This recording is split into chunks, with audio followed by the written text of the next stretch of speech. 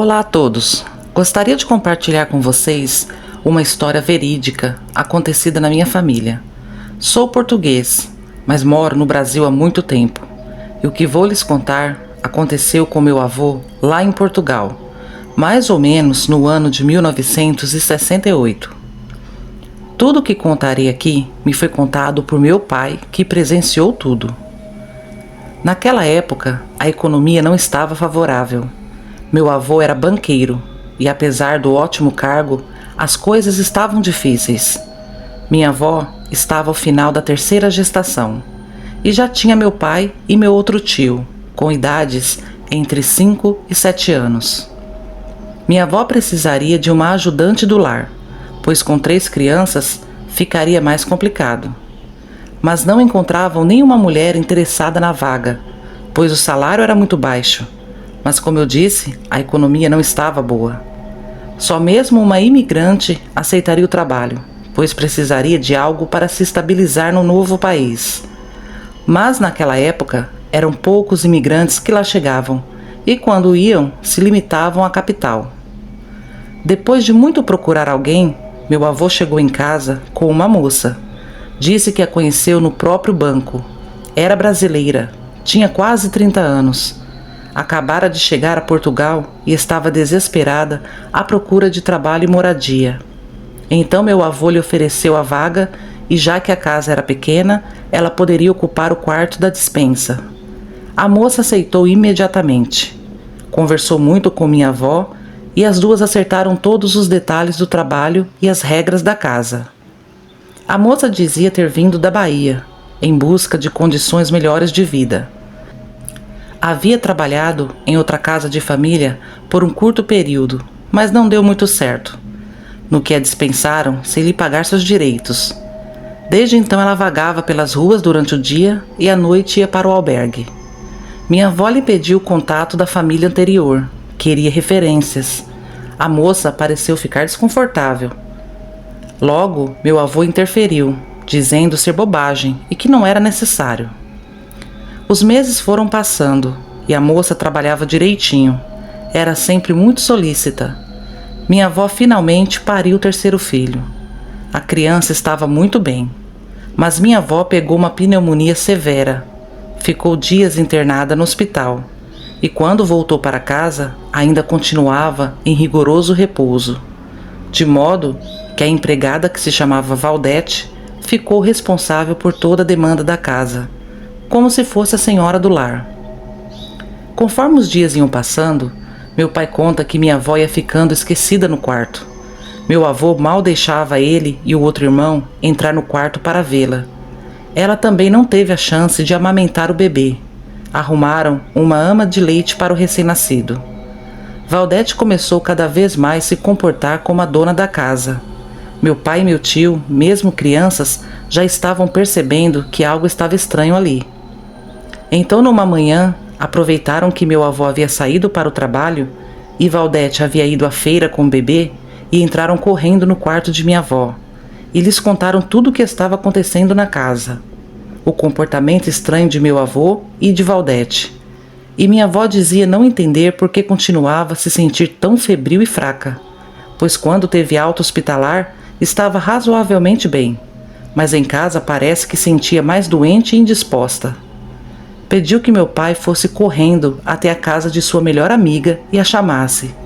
Em poucos minutos, ele retornou com Flávia. Minha avó então começou a contar à sua amiga sobre sua saúde e sobre o comportamento de meu avô e Valdete. Flávia lhe disse que talvez Valdete estaria lhe adoecendo de propósito, para tomar o seu lugar. Minha avó custou acreditar, mas Flávia batia insistentemente nessa tecla. Talvez Valdete lhe dava algo na sopa ou no chá. Pediu que minha avó negasse qualquer comida da casa e que não se preocupasse, pois todo dia ela daria um jeito de trazer algo para minha avó comer. Pediu segredo às crianças, que cumpriram, pois queriam ver a mãe bem novamente. Minha avó, seguindo o plano de sua amiga, foi se recuperando dia após dia, mas continuava se fingindo de doente, pois queria ter a certeza do caso entre meu avô e Valdete. E mais, queria descobrir se tinha dedo dele em sua doença. Pedia para meu pai e meu tio vigiarem os dois, e tudo o que eles viam lhe contavam. O bebê já estava com quase 3 meses de vida. Valdete o tratava bem na frente de meu avô, mas pelas costas o deixava chorar horas no berço. Também maltratava meu pai e meu tio. Muitas vezes dizia que iam secar de fome, ou que, qualquer dia desses, quando estivessem retornando do colégio, um grande cachorro iria atacá-los e arrastá-los para um beco, e que ela se livraria deles.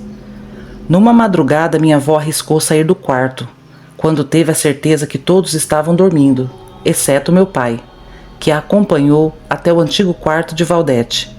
Digo antigo, pois àquela altura, Valdete já dormia no quarto do casal junto com meu avô.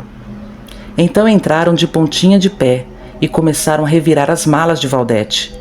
Em uma das malas, que estava escondida embaixo da cama, havia um fundo falso. Dentro desse fundo falso, haviam 2 livros e muitos manuscritos. Minha avó, ao começar a ler rápido algumas coisas, ia mudando a expressão. Agora estava de olhos arregalados e incrédula. Meu pai perguntava o que tinha escrito lá, mas ela não o deixava ver. No dia seguinte, mandou chamar Flávia novamente. Dessa vez, ninguém presenciou a conversa. Mas ao entardecer, Flávia voltou lá, acompanhada de seu esposo.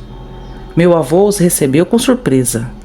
Flávia e seu esposo, sem cerimônia alguma, questionaram meu avô sobre esse comportamento com Valdete.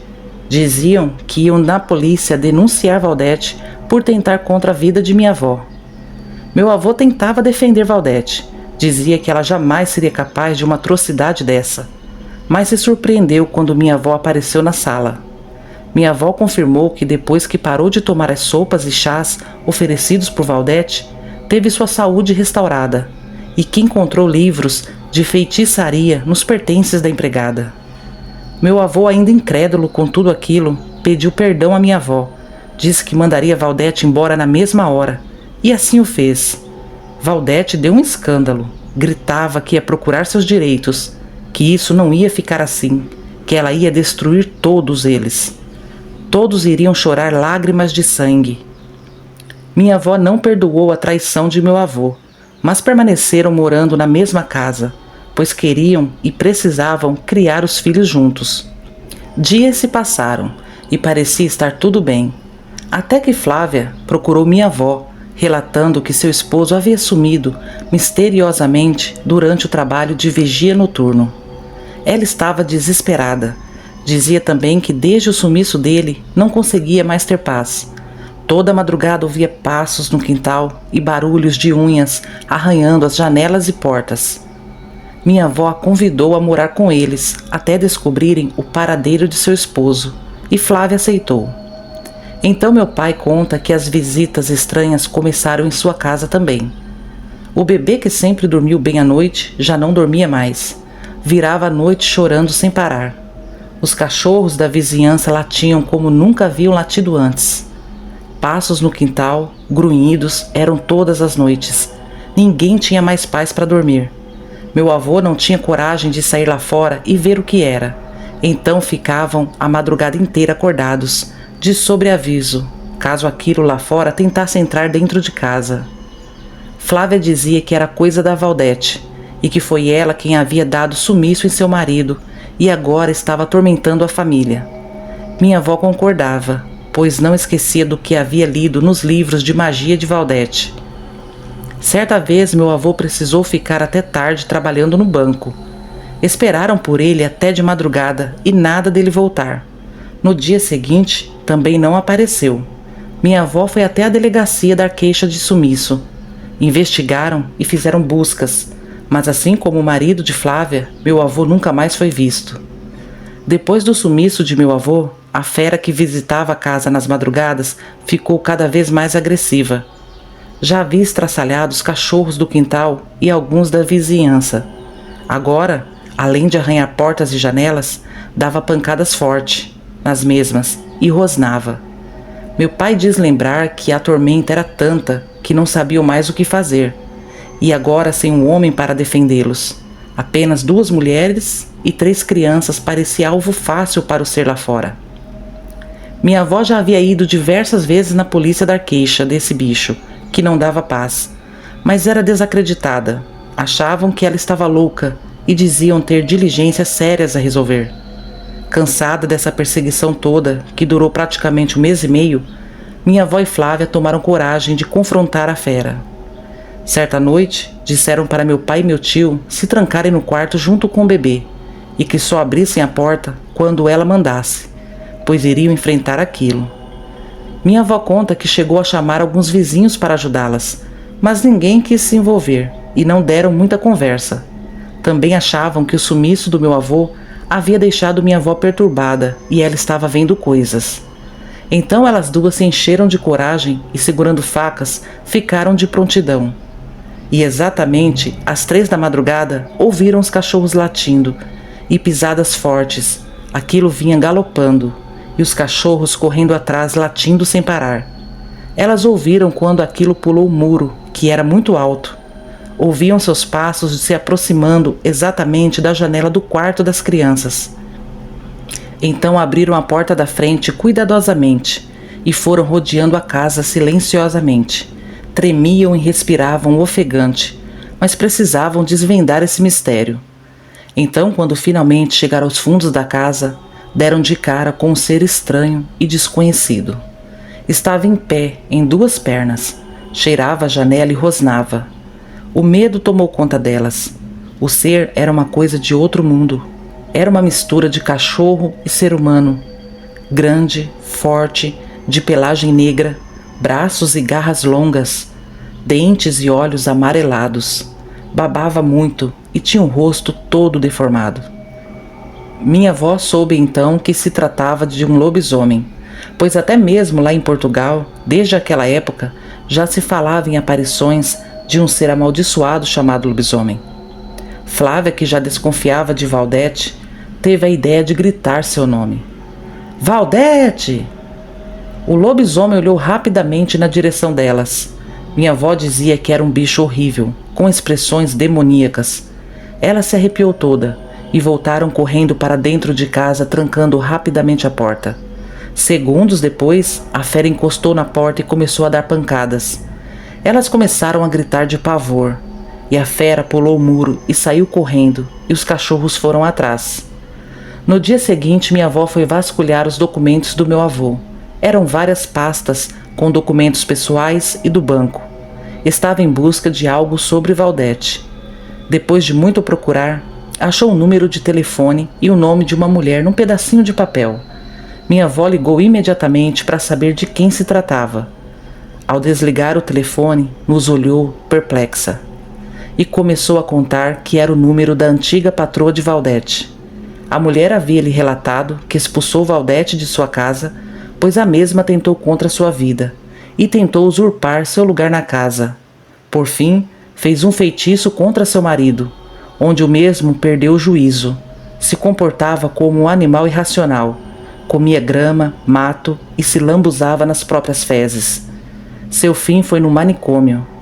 A mulher jurava que Valdete já havia voltado para o Brasil e aconselhou minha avó a se mudar para longe, pois Valdete queria vingança e não cansaria até conseguir. As crianças entraram em desespero ao ouvir isso. Meu pai conta que ninguém os ajudava, nem mesmo os parentes. Eram frios e distantes. No mesmo dia à tarde, uma criança bateu na casa deles, entregou um bilhete e saiu correndo. Era de Valdete, onde ela ameaçava todos eles. Dizia que iria matar todos, que a fera ia estraçalhar o bebê e jogar os corpos num beco. Diante de tantas ameaças, medo do desconhecido e sem ajuda e nem apoio das autoridades, minha avó resolveu sair de Portugal. Ela recebeu o seguro de vida do meu avô e, junto de Flávia, embarcaram no primeiro voo para o Brasil, justamente a terra de Valdete. Mas o Brasil é muito grande, nunca mais ouviram falar dela. Minha avó faleceu aqui no Brasil. Eu cresci ouvindo ela, meu pai e meu tio contando esse caso. Flávia faleceu um tempo depois, mas ficou com nós até seus últimos dias de vida. Eu só queria entender como um ser humano pode se aliar ao maligno para destruir uma família. Desejo do fundo do meu coração que essa tal Valdete tenha tido o fim que mereceu, pois foi muita maldade que fez com minha avó, uma senhora tão boa e generosa. Quanto ao meu avô, me desculpem, não consigo sentir dó dele. Ele procurou tudo isso. Tenho pena dos inocentes que tiveram suas vidas perturbadas por conta da inconsequência dele e da maldade daquela mulher. No mais, é isso, amigos. Espero que vocês gostem desse relato. Tentei contar cada detalhe assim como me foi contado. Relato vivido na minha família. Boa noite.